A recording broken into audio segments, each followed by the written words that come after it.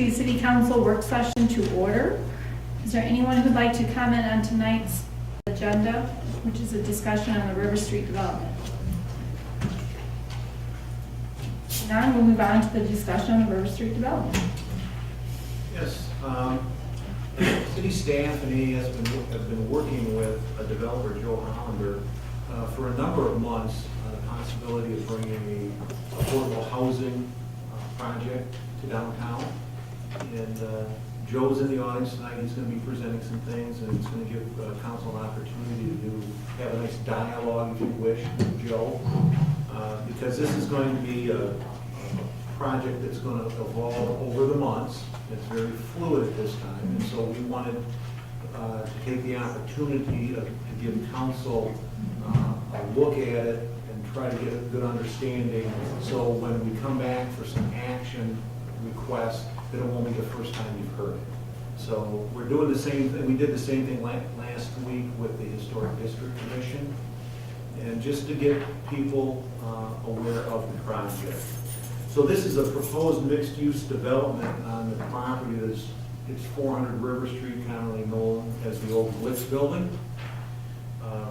It will be a mix of market rate and income-based apartments. The numbers, and I'll let Joe get into the numbers and how that's going to work. It's also going to have some retail. It's going to require the city to be a partner with the developer and maybe some other units of government or organizations to partner to make this thing a success.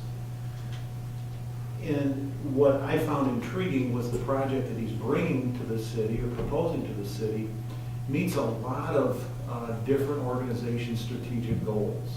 And specifically, when we talk about the city's strategic plan, our mission talks about to continue to encourage a rich heritage of successes in industry and businesses while continuing to enhance our vibrant residential character. In terms of our values, universal access for people of all abilities, which this will be a facility that is accessible to people of all abilities. One of the council's 6 areas of focus for the 3-year strategic goals talks expressly about housing, homelessness, and senior citizens.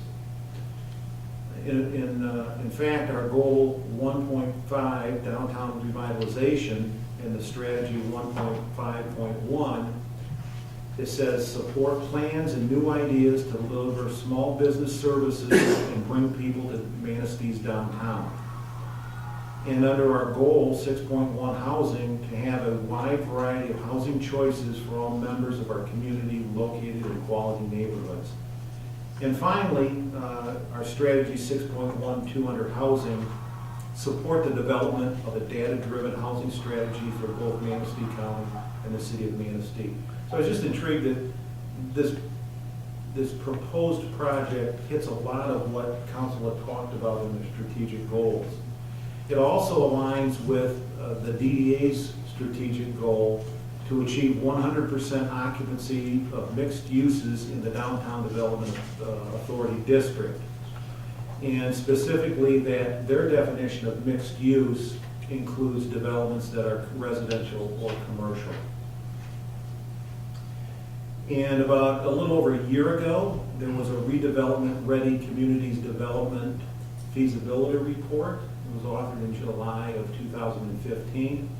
And it specifically had in there and encouraged the community to look at the redevelopment of this specific piece of property for a mixed use of residential units and retail.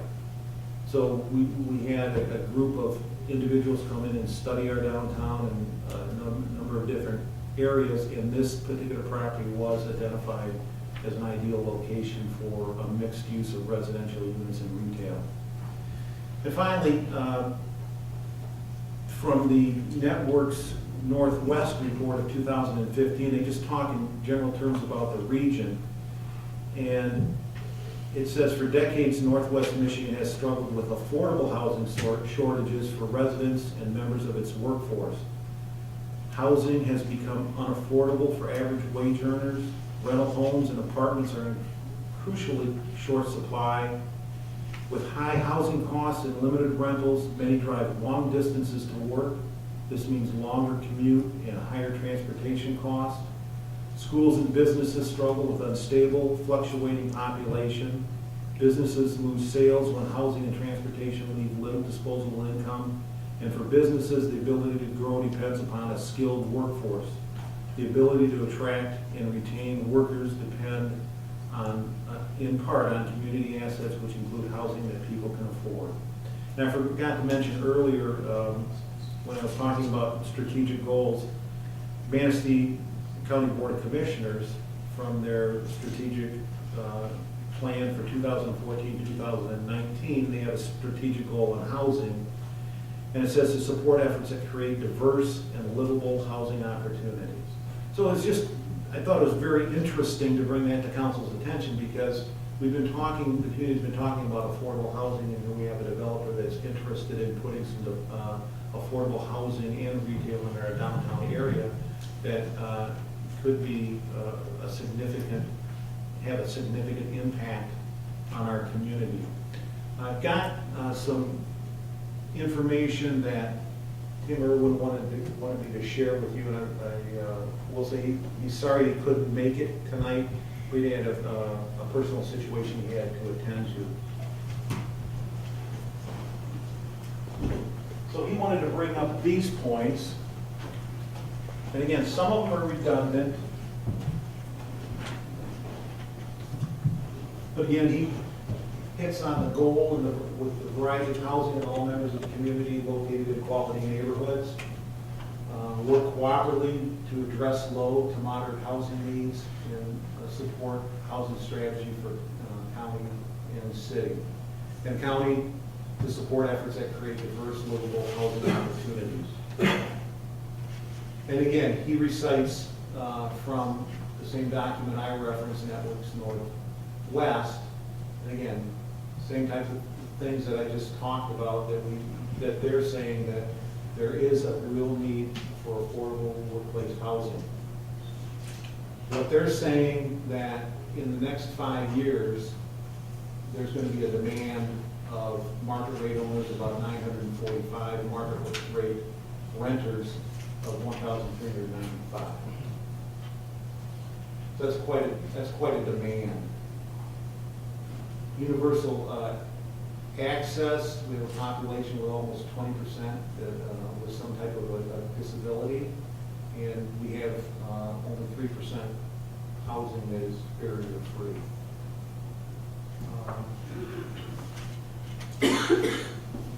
In terms of placemaking, and I think the council is aware of placemaking, the sense of place and what makes a community vibrant. Things such as pedestrian-oriented, bicycle-friendly, safe, mixed-use, broadband-enabled. Many of those things that we have and that we can enhance and build on with projects such as this. Again, the feasibility report, they've referenced Flicks and redevelopment there. It says the site is unmatched for proximity to downtown amenities, character, buildings, and riverfront access, surrounded on 3 sides by pedestrian traffic, and the lower level provides covered parking and storage capacity, and it enables barrier-free entry. Everything I've heard, and it's backed up by the feasibility report, was that millennials they're looking for a place they want to live, and they're looking for vibrant places to live, to the point that they'll go live someplace and then figure out a job later. Either they'll find a job or they'll create a job. And they're looking at housing a little bit differently than someone in my age group. They're looking for housing that is a place where they sleep. They're going to do their entertaining, they're going to do their socializing in a place that they want to live outside their home. And whether it be going to the movies, recreation opportunities involving the outdoors, culture, whatever, if you have those types of things and you have the affordable housing, you'll attract those kind of individuals. So again, that's Tim wanted me to go over those with you. I really wish he was here tonight. He would have done a much better job of expanding on those, but he will be available in future sessions that we have. So at this point, I'm going to ask that Joe take it over. Hooked up here.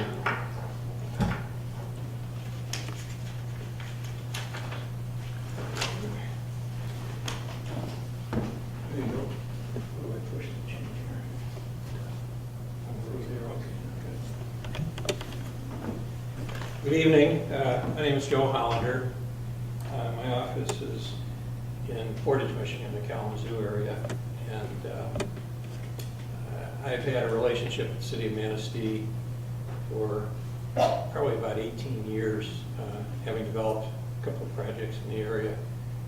At that time, I think all the faces on the council today are different when I started out. So I can start sort of from the beginning with you.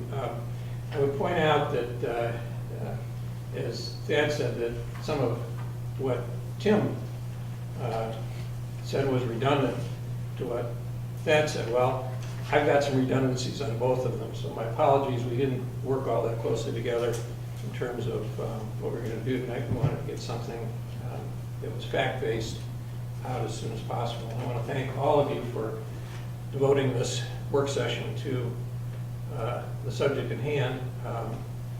By doing this now, by starting now, and having the discussion start early, it allows us to move more quickly through the process if that's the direction that everyone decides we should do. If we delay this initial meeting, familiarizing the council and to some extent the community who are interested, it just means that if we all decide this is the way we want to go, it's going to take that much longer to get there.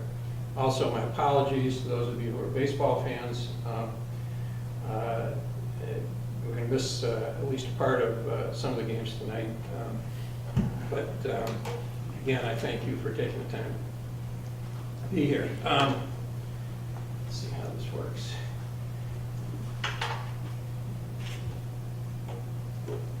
What we're looking at is need and addressing a need. It's a need that the community has to define. Some of what's already been said talks about the scarcity of housing. Anecdotally, we hear about the scarcity of single-family homes for those who want to move into the community and purchase them. The housing that is available, particularly new construction, is very expensive and has a very, very limited market. Existing housing is not often in the kind of condition that it needs to be to attract purchasers who are moving into the community, so they in turn have to invest a lot of money in renovation. Rental housing in northern Michigan was almost non-existent until about 10, 12 years ago. Traverse City had a multifamily rental housing stock of probably less than 1,000 units. That was for a township, for a city surrounded by 3 townships that had, at the time, over 200,000 population. Ludington, very similar. Big Rapids, college town. There was probably multifamily rental in Big Rapids, but it was almost all college rentals. Manistee has had no true multifamily market rate rentals, virtually non-existent. There's a reason for it. In the past, Michigan was always known as a single-family home ownership state. And so when multifamily rentals were built, they were really targeted to low income. And so the resources that were available were focused on that particular market. There was also an effort to try and address some senior housing needs, but the market in Michigan is not like it is in the Chicago area and in northern part of Illinois. It's not like it is in the northern part of Ohio and around the bigger cities in Ohio. It just had a very, very acute shortage of rental housing, and there wasn't that much of a demand for it either. So Nothing happened. We have a housing project in Traverse City called Bay Hill, 220 units that we built 17, 18 years ago. 5 years ago, and about, over half of those units are market rate. 5 years ago, the maximum rate that we could get in that market for a 2-bedroom, 2-bath unit was about $800 market rate. Today, that same unit is $1,100, 5 years. All right? That says more than anything else that I can describe to you in terms of where the market is. It's a question of supply and demand. And the multifamily construction in Grand Traverse County today is probably among the highest in the state. So with that, there's some references, and you each have copies of these slides. There's some further references from the Networks Northwest study that was done. I won't go over them. I'll just point out that I became aware of this market study probably a month or two before I started talking to the folks here in June. I've seen several market studies like that. As a developer, they pique my interest, but I don't rely on them. And so we've gone ahead and commissioned our own market study by an out-of-state, well-recognized market analysis firm. And we haven't received the final report yet, but preliminarily, it tracks very closely to the Networks Northwest study. What we don't know, what we haven't confirmed, are the extent of the need within Manistee, the number of bodies, so to speak, the number of households that are likely to move into a development such as the one that we're thinking about. Again, to some extent, piggybacking on what Thad mentioned, rental housing tends to be more attractive to a younger workforce. Millennials, if we want to use that term, many of them have disposable income, but they also have large college debts. And the idea, the attractiveness of making a big down payment on a single-family home dissuades them from thinking in that direction, along with other things. The amount of maintenance that's required, those of us who are homeowners, understand that. They don't want to have anything to do with it. They want a high amenity level, something very easy to maintain. As we found in Kalamazoo, as you see in Traverse City and in Ludington, also in Big Rapids, they prefer a downtown location or something that's within walking distance or bike distance, short bike ride, the downtown where they have the availability of bars and restaurants and entertainment venues. Market rate rental housing also is desired by new arrivals in the area. A lot of people move into the area, they're not familiar with it, they don't know where they want to live yet, they don't know where they want to send their kids to school if they have children. So they look for a nice apartment to live in for a year to make up their mind.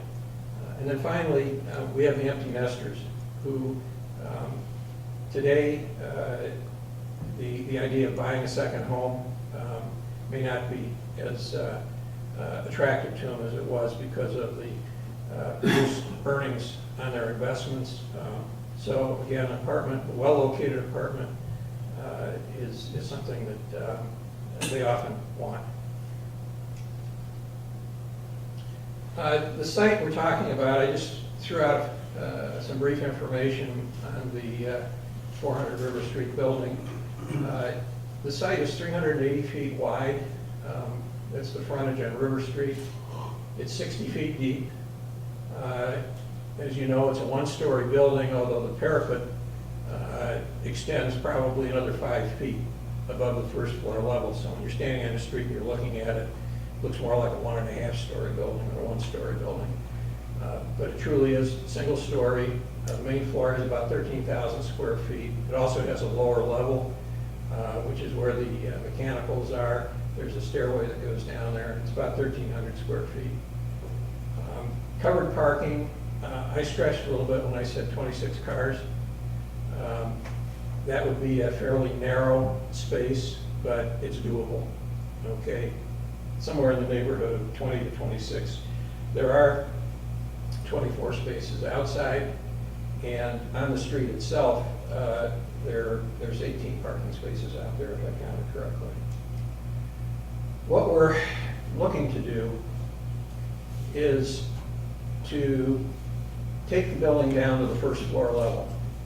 It's a concrete floor on the first floor, and we would remove the walls and the roof, and we would build up from there. The market study that we are waiting for will determine the number of apartment units that we will include in there. At least that'll be our starting point. We have come up with preliminary interior design, space design, which could accommodate 45 one and two bedroom apartment units. We can go up 3 stories maximum under the building limits, the height limits. And then we would also include on the first floor on River Street about 2,600 feet of commercial space. And then we also would expand the lower level by adding some community space available to the residents. It would be limited to use by the residents, although interestingly enough, under the Kennedy's side, the old Kennedy side of the building, there's just dirt there. So you have probably 100 feet or more of length of building, which could be finished at some point. And it would open out onto the Riverwalk. But we feel, at least at this point, that that's probably not something that we want to do. The value of commercial space that opens onto the Riverwalk would have very limited use in cold weather. So it would strictly be something that people would access in the warm weather, and there's probably enough serving that market right now. If the market study supports fewer units, and this is something I want to emphasize, the scale of the building would be reduced. We would still have commercial space, but we could reduce the number of units. Okay. In our planning, and I'll get to the reason why in a minute, 40% of the units will be rent and income restricted. So if we did 45 units, 40% of that would be 18. So there would be 18 rent restricted and 27 market rate. And it would be proportional, 1s and 2s. 1 and 2 bedroom units would be the same proportion for each group. And I just want to point out that the price, we do have land control at this point through an option. The fixed cost of land, our goal, when any developer comes before you and talks about a multifamily housing development, is going to seek as many units as the market will bear. And the reason is because of fixed costs. The more you can spread out those fixed, the more units you can spread out those fixed costs over, the more feasible the project becomes. And we have high land costs. We would put it to be an elevator service building. And then there would also be a number of common amenities, which I'll summarize in a minute. So that sort of pushes the goal to bring in more apartment units. Some of the amenities that we would add, remember, I mentioned that the millennial group and the folks who like to live downtown want a high level of amenities. The kind of amenities we're talking about: washer and dryer in each unit. You can read through their dishwashers, gas log fireplaces. There would be bay windows for the street side units. There would be some residential units that would access out onto the street, balconies, things like that. Common amenities include community room and fitness center overlooking the river, some sort of an outdoor deck. The idea would be to connect the development with the Riverwalk.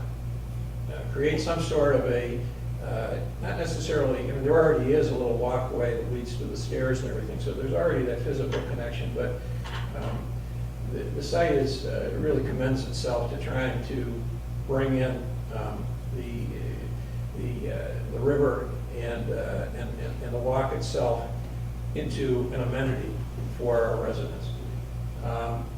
We would heat the sidewalk, at least from the front door out to the main sidewalk, and I'll just mention that that building is 261 feet long. If you stand at the corner of Maple and River Street, you fully appreciate how long that building is. And I'm not suggesting at all that what you see now would be what you would see if we go forward with this. We intend to break up the building in the middle. We may not totally disconnect the two parts, but when you're looking at it, it would look like, certainly look as much like two buildings as we can make it.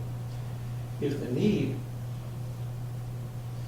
is not for 45 units, if we can't feel comfortable providing 45 units of housing, we could conceivably drop, from 3 floors to 2 floors, at least half the building. So if from that same perspective, you might see a 2-story building extending halfway down the street and then a 3-story from there.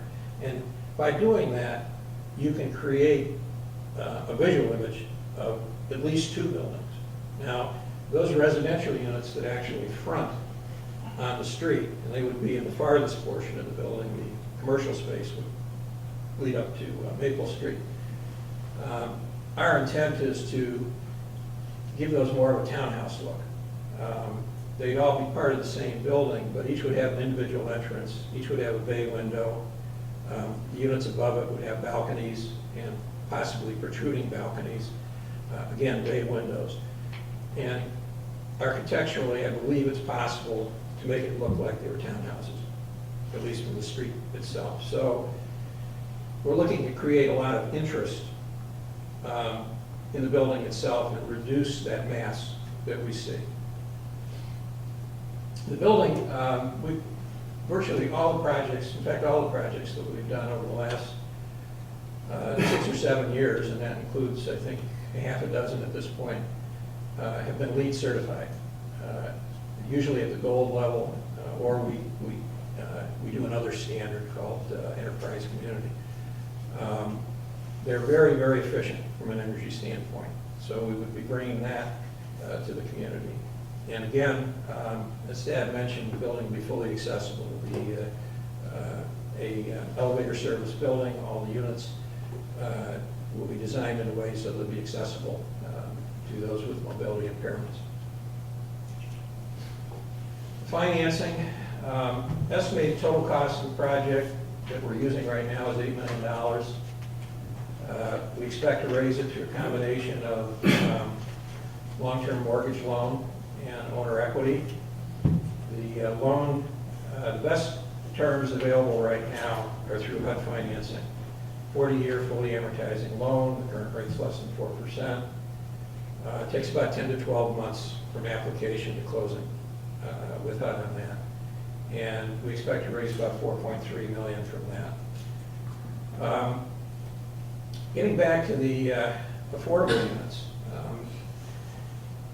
in addition to addressing the need for workforce housing for those who are at the lower end of the pay scale, restricting household income and rents makes the development eligible for low-income housing tax credit, which is a federal income tax credit. The credit is taken mostly by corporations. There is a strong demand for it right now and has been for a number of years. In order to qualify for the credit, we have to participate in a competitive process that's statewide. The housing project that you did across the river next to Harbor Village, or Harbor View there. Century Terrace. Or next Century Terrace. It's the one that was renovated 2 years ago. I assume the developer came before the council, although you may not have all been on the council at the time. Basically told you the same thing I'm telling you now, that it's a competitive process. The highest point applications get the award of the credits. The next funding round deadline is April 1st of 2017. They usually take about 90 days to announce the award, so that would be July of 2017. And the value of the credits for those 40 units is about $3.2 million. So if you have a loan of $4.3 million, you have credits that are worth $3.2 million. There's a $500,000 funding gap, which the owner would fund.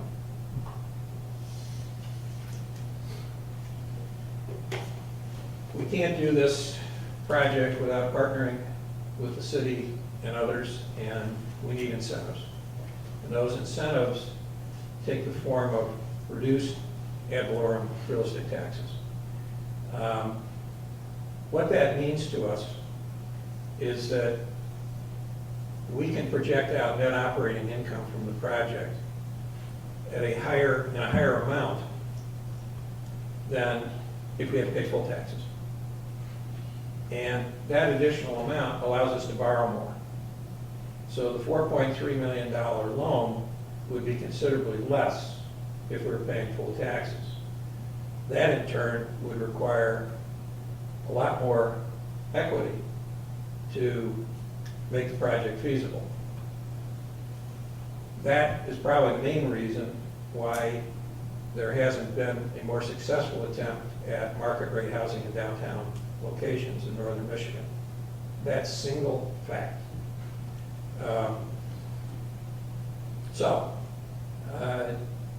There are several tools that state law provides that we can use to lock in those incentives. All of them start at the local level, as far as I know. I'm not an expert on a lot of this. I can talk about payments in lieu of taxes under Michigan statute, conversely. But everything requires initially the city's approval. A couple of the tools, the Neighborhood Enterprise Zone, the Obsolete Property Rehabilitation Act, Commercial Facilities Rehabilitation Act, all three of those require final approval by the State Tax Commission.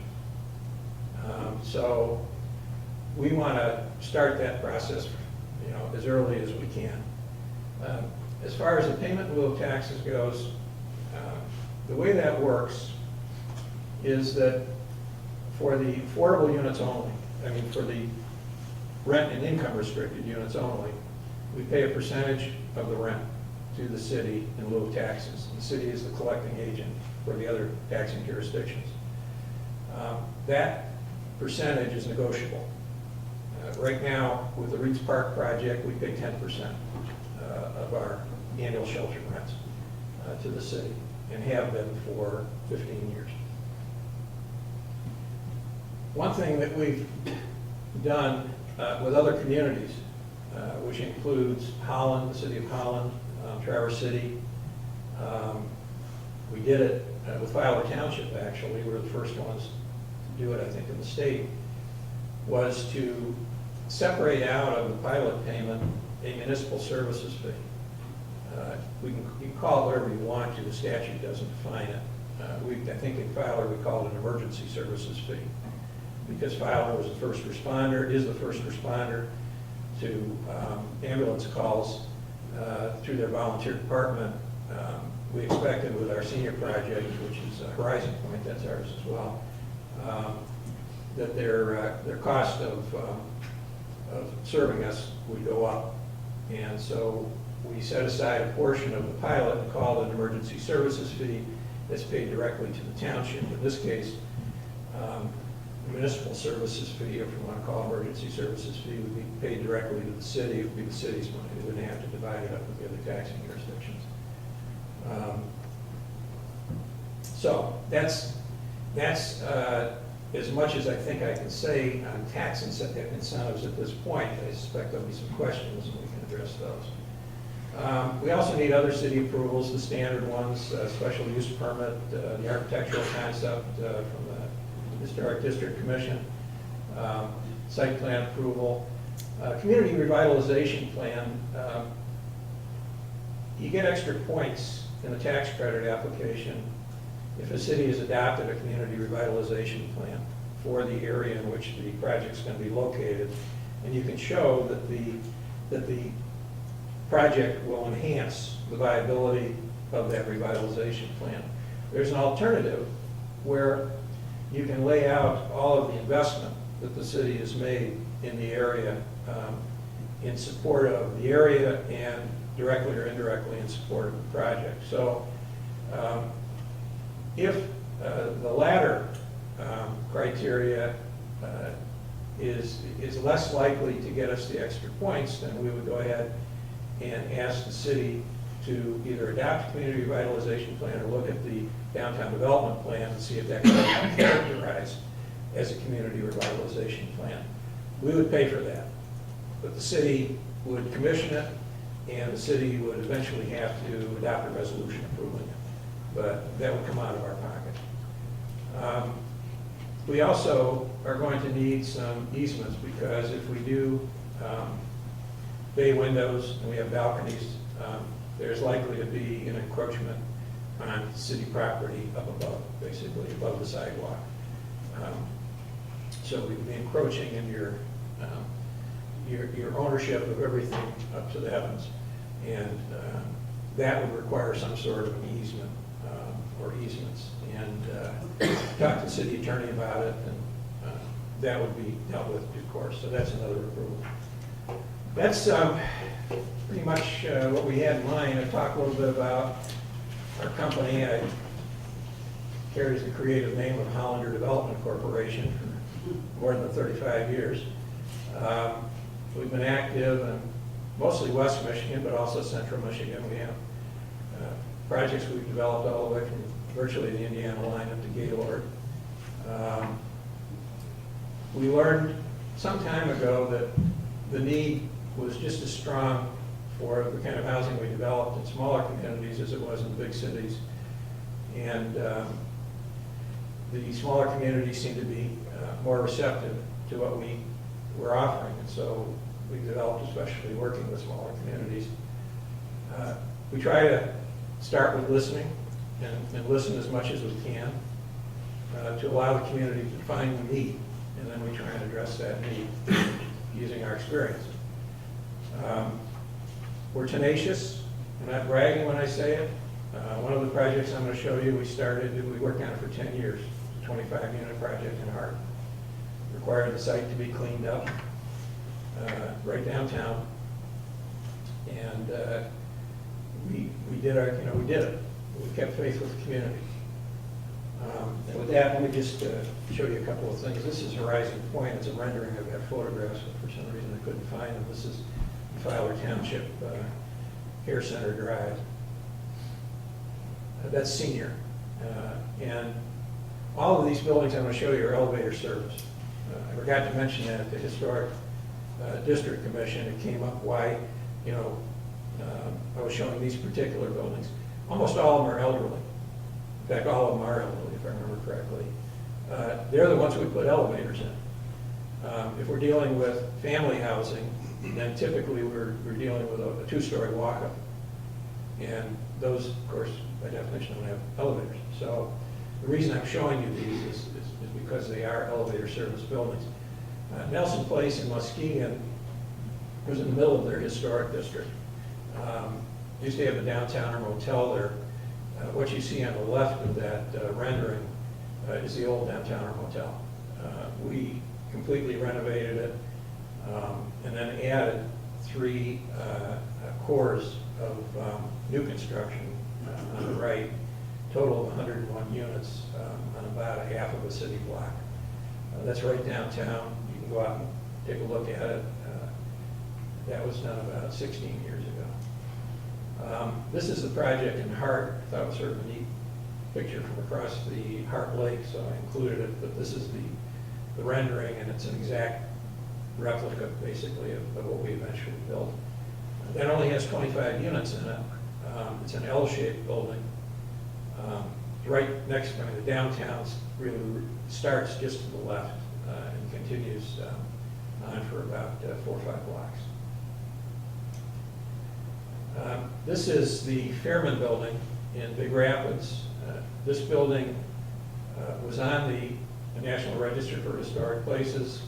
We went in there 10 years ago and partnered with the City Housing Commission and renovated, converted the top 2 floors to senior housing, and the first floor is commercial. This is the Nesbitt building right across the street, and that was the other building that we did as a part of that project. We were successful in receiving a gold award from the National Association of Home Builders for this, and there were 11 other awards given for this project. Just a little shot of the commercial area, the commercial space in the Fairman building. A little detail on the back of the Nesbitt building. There's actually an alley back there that we completely landscaped and sort of a walkway for the residents in the area. That's it.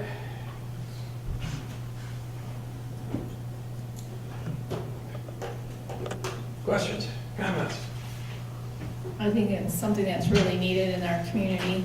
I know where I work, we're hiring young people, and they're having a hard time finding a decent place to rent, to live. In fact, we have a new engineers traveling from Scottville, because they could not find a decent place, what they're accustomed to here in our community.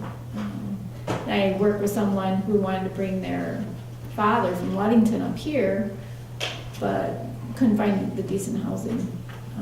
And with his income, he could afford something like this. So I think it's badly needed in our community.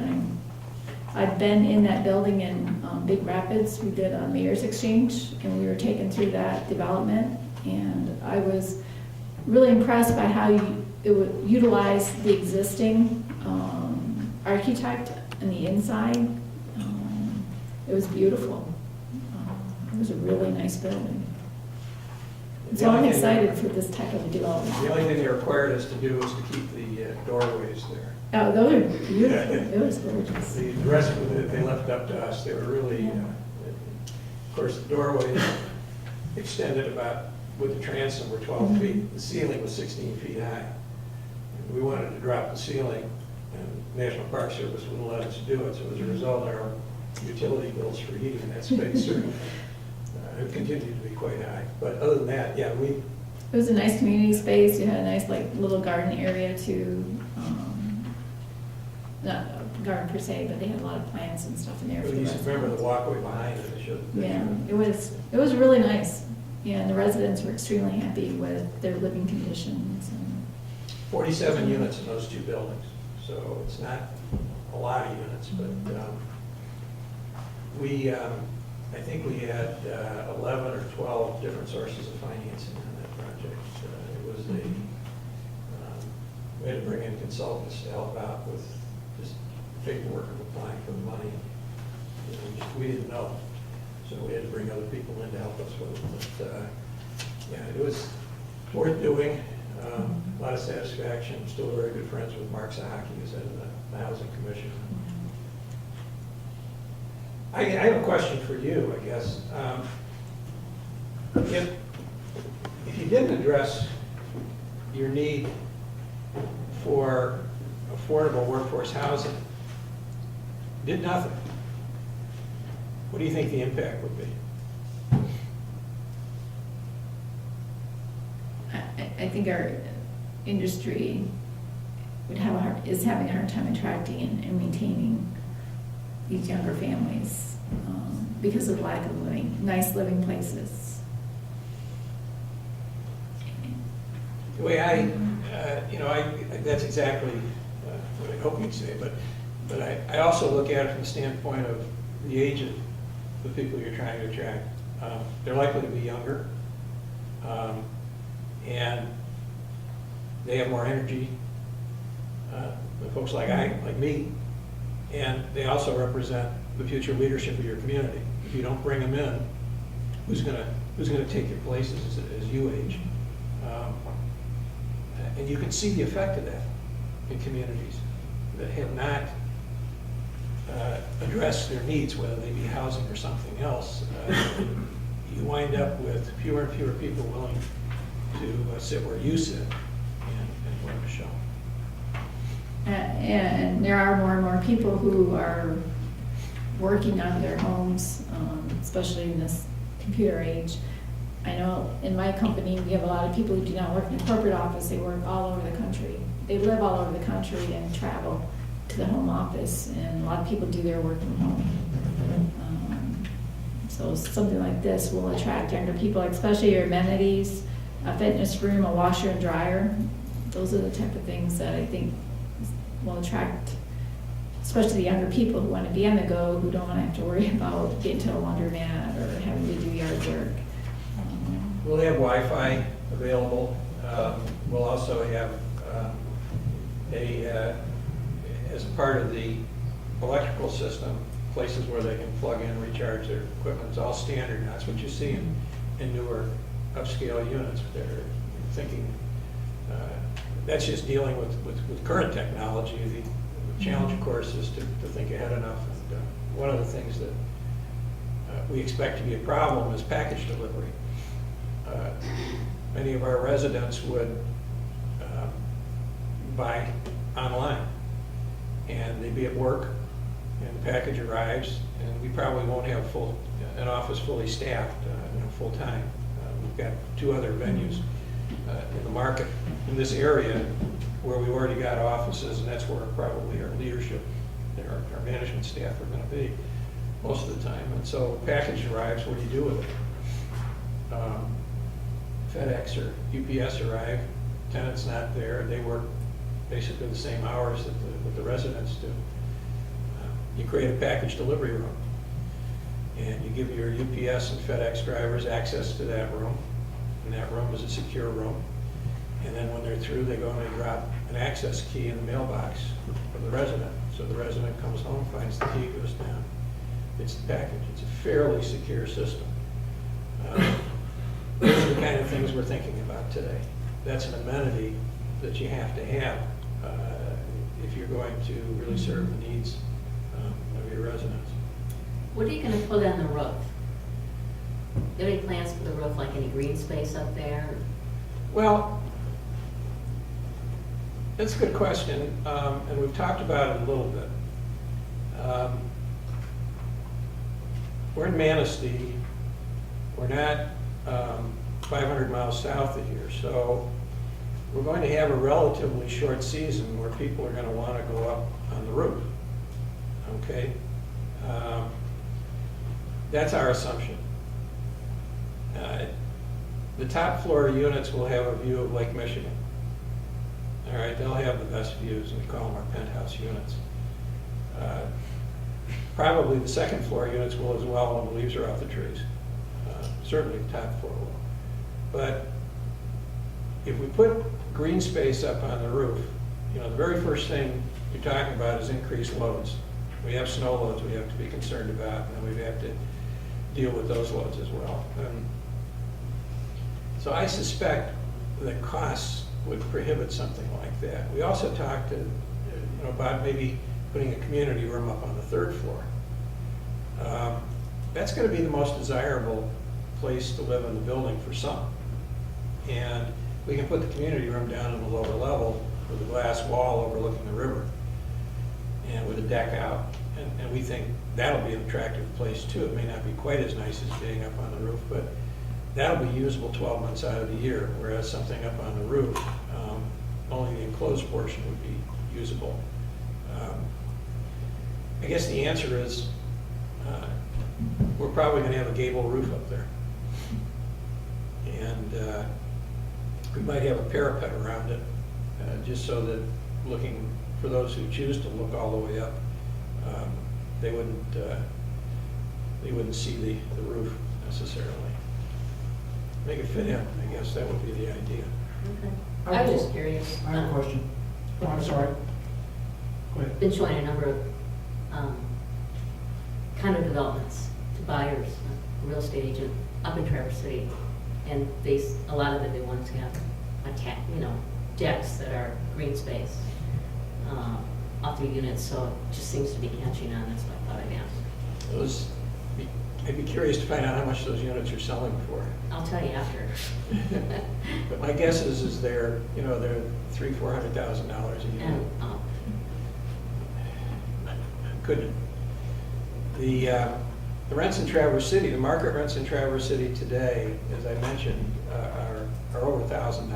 1-bedroom unit's going to be about $900. two-bedroom, nice two-bedroom units are well over $1,000. And that's what our rent is at our large facility there. And ours is an older facility, although we just got through renovating it. And some of the new places that are going in, particularly the ones downtown, their rents are probably over $2,000 for a two-bedroom unit. It really stratospheric, and it's more expensive to develop the farther north you go. And What is the square footage on the two-bedroom, do you think, just roughly? we're looking at about somewhere around 1,000 to 1,050 square feet. Our one bedrooms would be about 650 to 700. That's what we always do. I mean, that's, you can sort of bank on that. One of the things that I hear a lot is that single-parent families have 2 children, and inevitably there's a boy and a girl. So they're always looking for a 3-bedroom rental. Just wondering if there's a way to have a removable wall or something to split one of those bedrooms. Well, I know I'm getting. first of all, I would like to see them move out to Reed's Park, because we Yeah. have all 2 and 3 bedrooms out there. And we occasionally, more often than I'd like, have vacancies.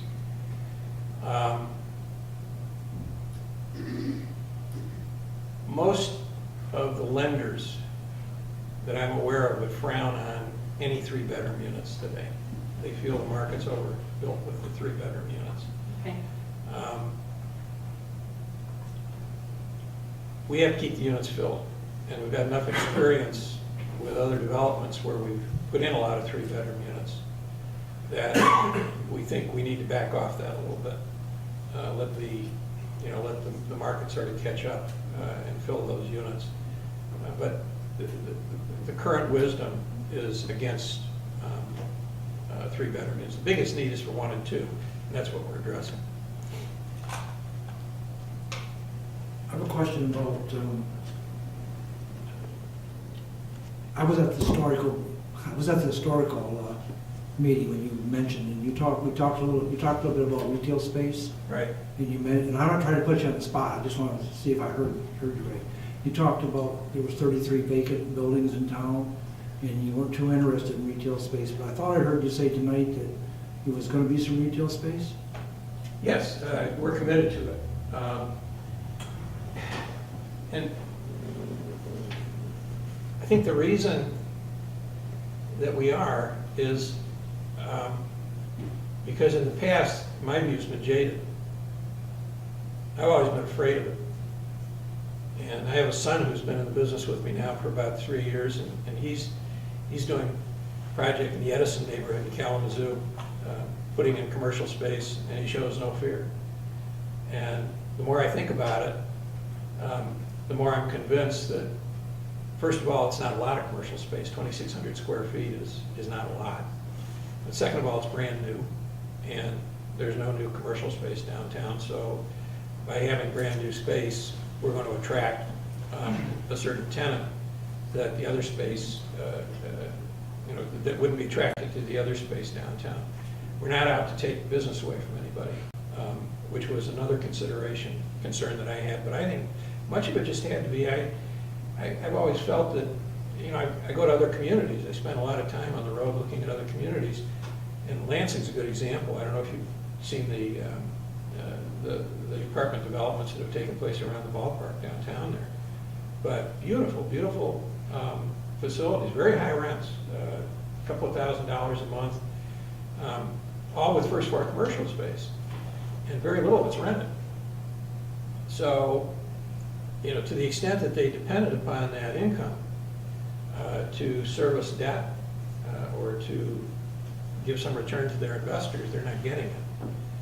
And I'm concerned about that, but not so much as I was. I started looking at this and talking to Tim and the people at AES and others looking at the market studies. And I'm feeling that I don't think it's that big a stretch for us. If you're talking about doing the whole first floor like it is right now, commercial, no, I wouldn't do that.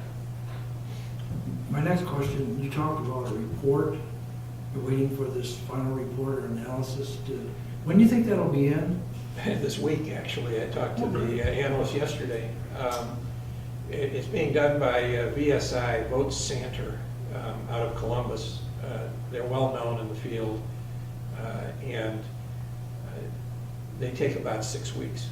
And if I heard you right, what that report comes back, how that report comes back will determine what you decide to put there, right? It'll determine the number of units, yeah. It's a good objective look that wasn't commissioned by or paid for by MISTA or social service organizations. I mean, they have their own interests, and I'm looking at what the lender is going to. This is just kind of off the wall, 'cause I'm not familiar with these reports. Do they look like into the future and make some projections? They do. Into the future of what it?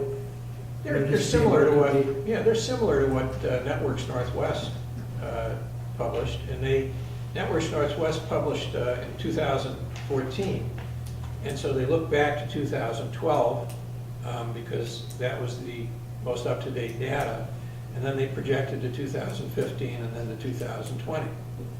And the numbers that Thad showed you, I think there were 945 homes and 1,300 and something apartments. That was a best-case scenario in their report. I look at the conservative side of it, and it's about half that. But projecting forward is they all do it, and it gives you much more comfort, particularly when you see areas where population is projected to decline. The overall population is projected to decline, which some counties up in the northern part of the state, there are slight declines projected. Not big ones, but slight ones.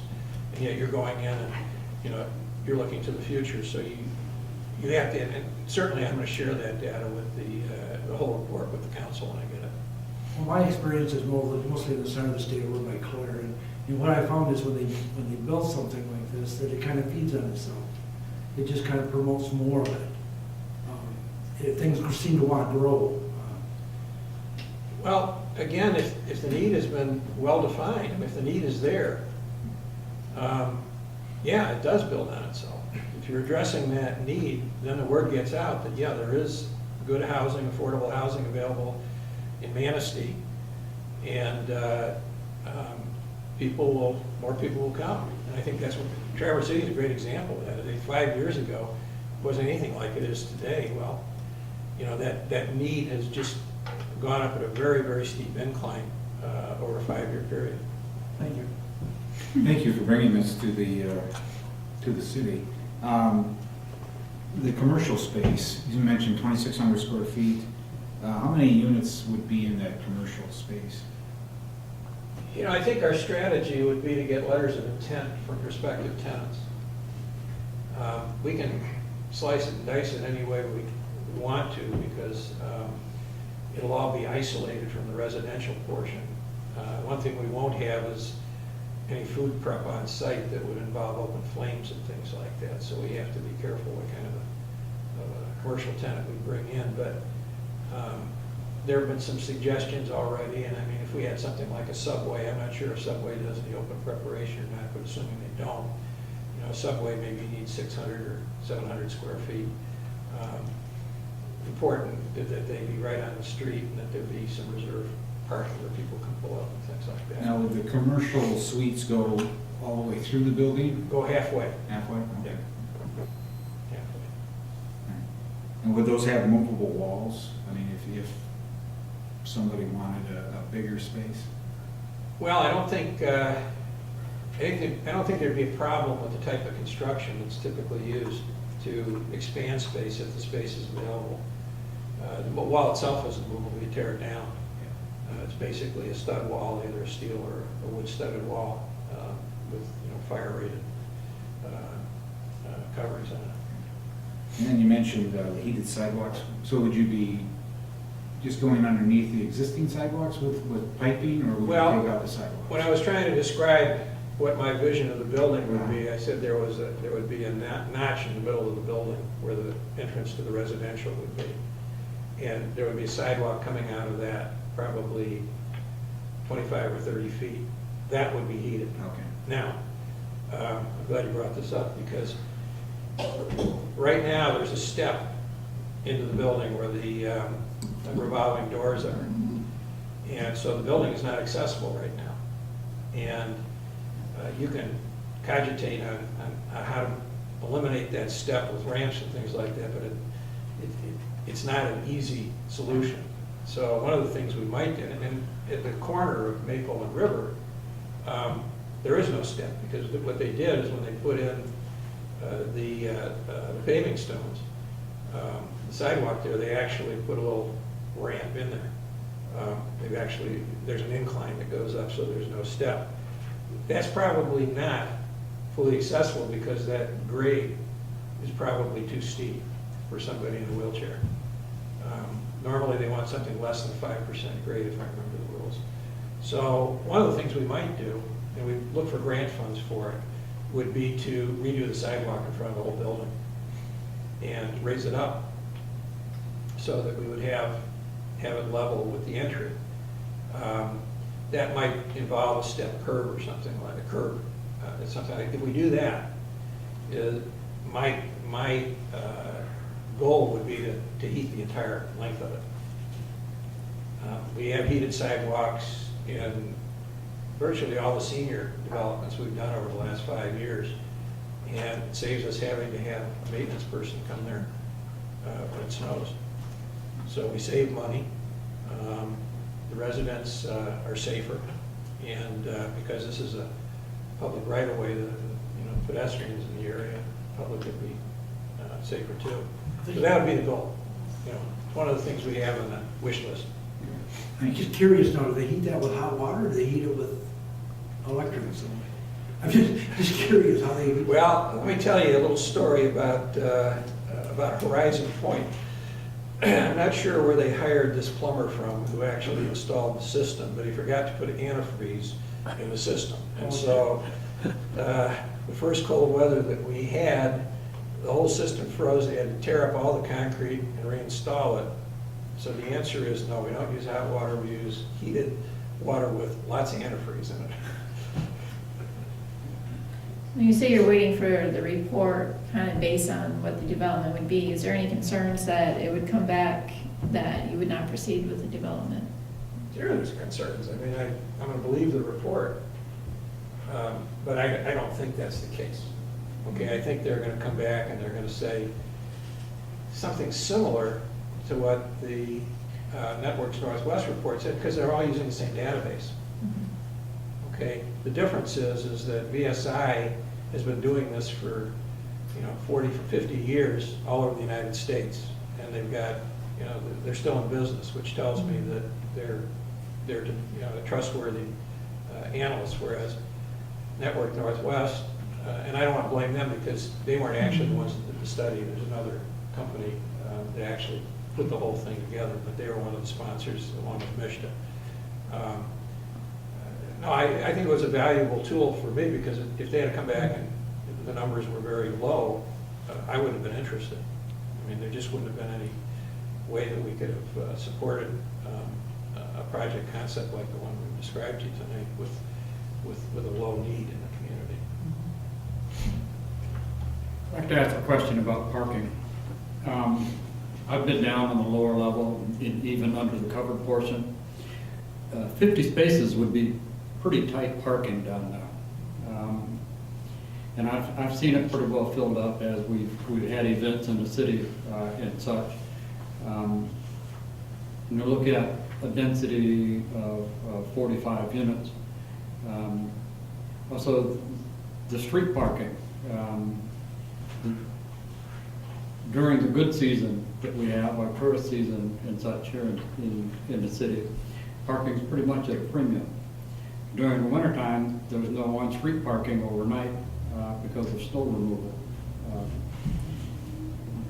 What impact do you see? Because I'm getting some feedback from business owners that are on the other side of the street that are concerned about parking and commerce that they have, and people bypassing them because there's now no parking spaces available out there. I sort of glossed over that, but we're concerned too.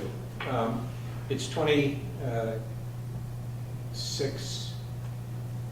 I think 26 and a half feet between the columns underneath. And normal parking space width today is 9 feet. So we're short of that. I'm concerned. We'll figure it out. That's the only thing I can say. We will figure it out.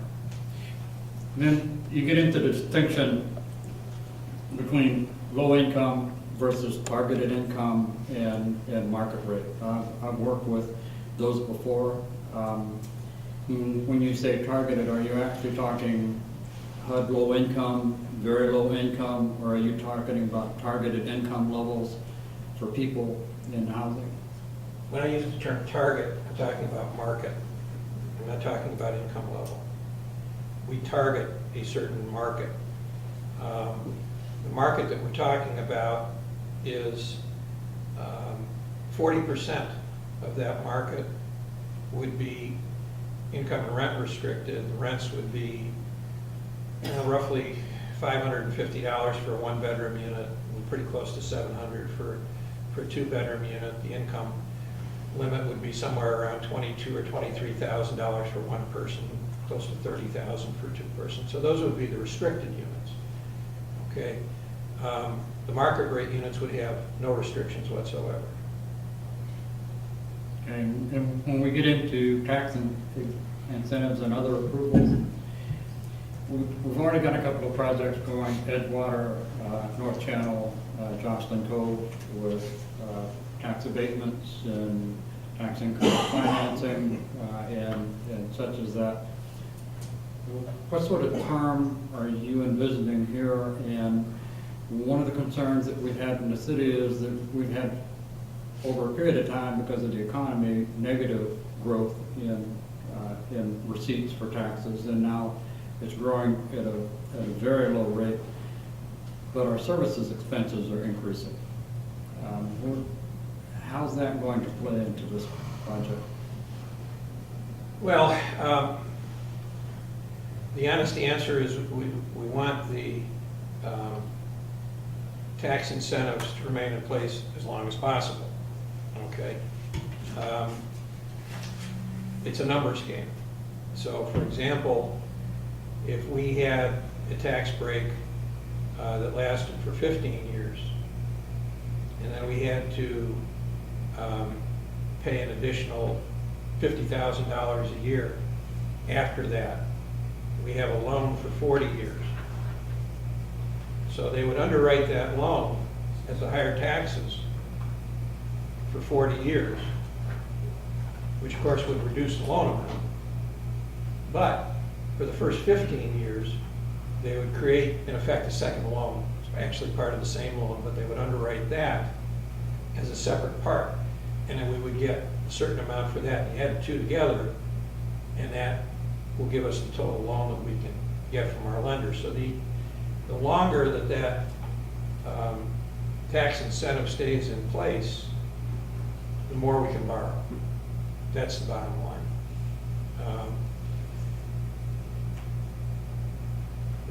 The experience that the city is having probably is similar to what Ludington and Traverse City are having too. They have incentives in place. I think they're looking to the future. They're saying, okay, again, it goes to the question, what happens if we don't satisfy the need versus what happens if we do? That if the future is going to bring a stronger workforce, it's going to bring more successful results from existing manufacturers and other companies that are based here, that all redounds to the benefit of the community. If it doesn't, then I guess we're all in trouble. But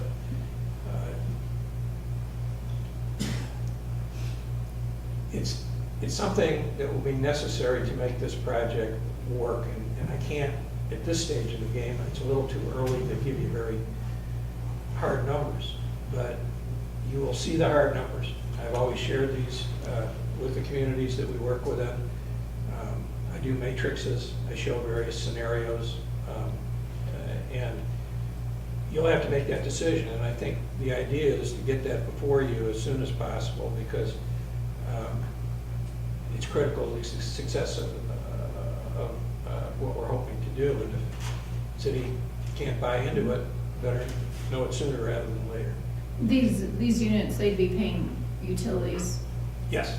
so. Yeah, we're buying our water from you, there's no question. Right. You know, we pay $500 or more per unit for water at both Reeds Park and I think at Horizon Point. And the majority of these residents probably would have disposable income to support the community. Yeah, it's very important. I mean, you're talking about a group of people who have disposable income. Obviously, the lower the income, the less disposable income they have. But the whole idea of moving them downtown is to let them spend their money downtown and boost the businesses that are downtown, and by doing that, boosting the economy of the area. And there's been any talk about possibly being right there on the river channel, renting any like the boat slips, having those available for. It's my understanding that the grant that the city received to create the marina and the slips has some restrictions on it. And whether those restrictions, we can operate within those restrictions, or whether we have to get a waiver from somebody, or whether the waiver is not possible, we haven't gotten to that point yet. We have thought about the fact it might be nice if we were able to have a few slips available for people who might want to rent for the year, but only occupy on a part-time basis. Because this is kind of new to me, I'm going to ask some questions that may not sound too smart, but you mentioned the 10% in lieu of taxes up at Reese. Reeds Park, right? Okay, so how long does that go on for? You said it's been going on for 10 years or something? Well, I think the agreement with the city and the ordinance is as long as the restrictions are in place, because if the restrictions were in place and the payment in lieu of taxes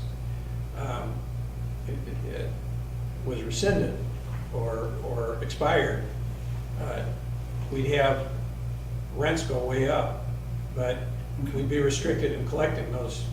I mean, the rents would have to go up to pay the taxes, but we couldn't collect them from the tenants because of federal law. Do you raise the rent periodically throughout the years? Has it been raised and then, so that 10% increases then, It's right? based upon median income for Manistee County. So as the income in the county goes up, the rents go up and the payment goes up. Thank you. I hope the report comes back quite favorably, that you would proceed with this, because I do feel there is a need in this community. I know when I came to this community looking, it was hard to find a nice rental unit. And I think it would do well in our, especially in the downtown, with our DDA and our, there's a lot of events, more events going downtown in the last 5 years that people like to go to and be within walking distance. It'd be really nice. I'd encourage all the members of the council to go visit any of the developments we've done. There are several of them within relatively short drive. We have one in Montague that's a smaller development, like Hart. Check them out. And when you're in Traverse City or in Ludington, particularly Traverse City, look at some of the things that they've done, over the last few years. I'm not sure, we can't match. We can certainly match the amenity level of most of them, but a lot of that's all brick up there. And don't forget, they're getting $2,000 a month. Just for comparison for me, in Clare, they put in a new senior high-rise, I believe it's 4 or 5 stories. Right.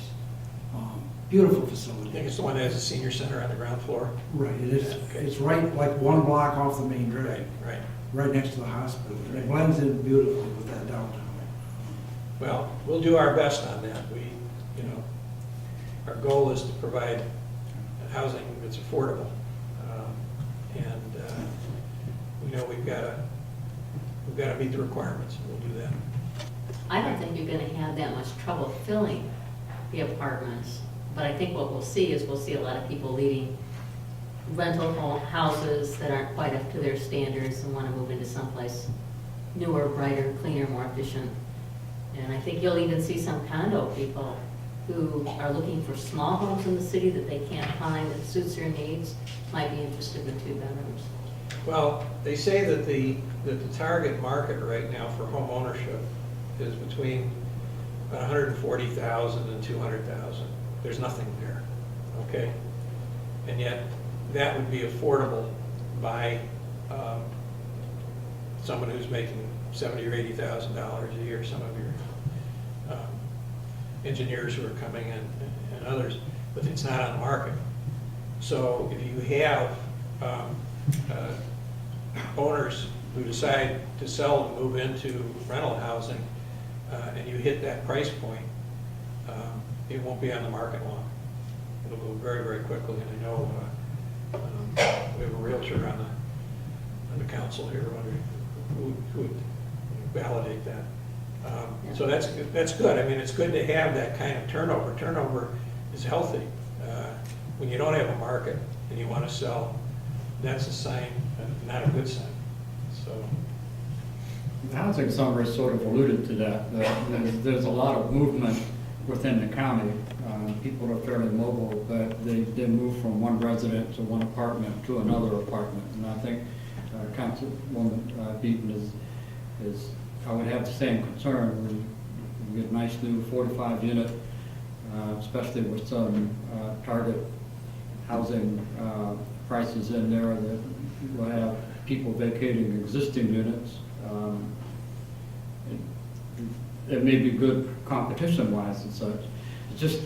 It's a very different concept. I think when the objective of having 100% occupancy above storefronts for rental units, and maximizing the cash flow from a particular structure versus 2,600 square feet of commercial space and 45 units of housing is quite a different prospect.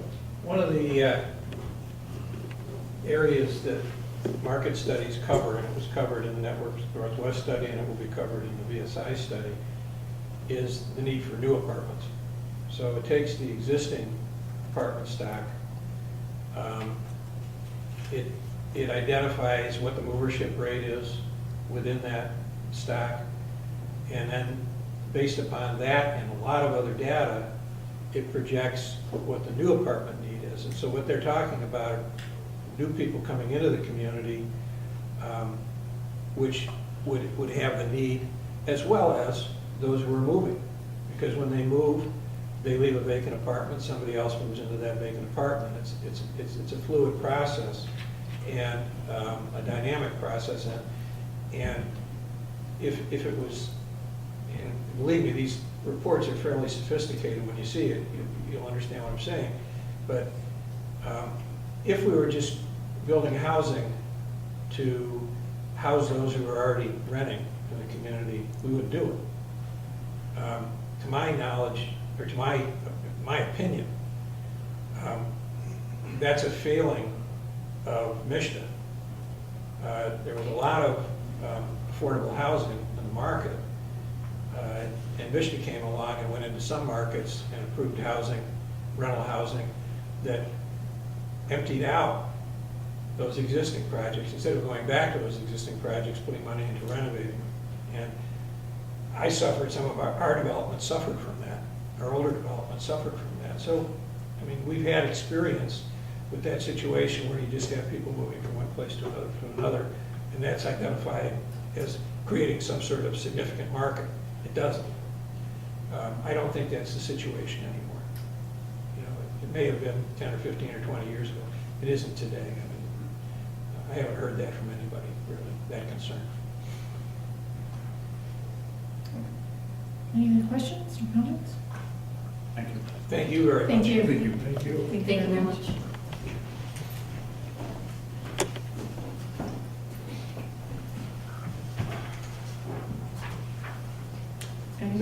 That's it. Thank you. Meeting adjourned.